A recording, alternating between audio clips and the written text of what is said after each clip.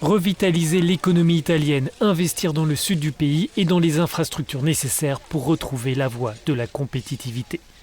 Ces éléments sont la clé de voûte du plan de relance italien approuvé par la présidente de la Commission européenne lors de son déplacement mardi à Rome. L'Italie est le principal bénéficiaire de la stratégie de reprise de l'Union puisque les autorités toucheront près de 200 milliards d'euros pour surmonter la pandémie. Mais en contrepartie de ce soutien, le gouvernement devra engager des réformes. Le Premier ministre italien assure vouloir faire bon usage de ces fonds. C'est un jour de fierté pour notre pays. Nous avons proposé un plan de réforme ambitieux, un plan d'investissement qui veut faire de l'Italie un pays plus juste, plus compétitif et plus durable dans sa croissance.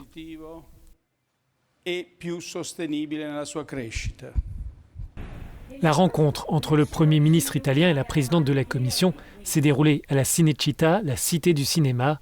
Une grande partie de l'aide sera employée pour soutenir ce secteur particulièrement touché par la crise économique.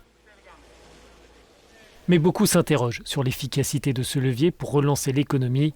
Pour certains spécialistes, la crise du Covid-19 a intensifié une faiblesse qui s'est accentuée au cours des 20 dernières années.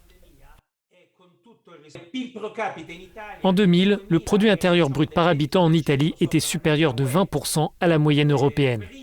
Juste avant la pandémie, ce chiffre était de 6% en dessous de la moyenne européenne. Que s'est-il passé ? Lors de la même journée, Ursula von der Leyen s'est rendue aussi à Berlin pour rencontrer la chancelière Angela Merkel et donner son feu vert au plan de relance allemand.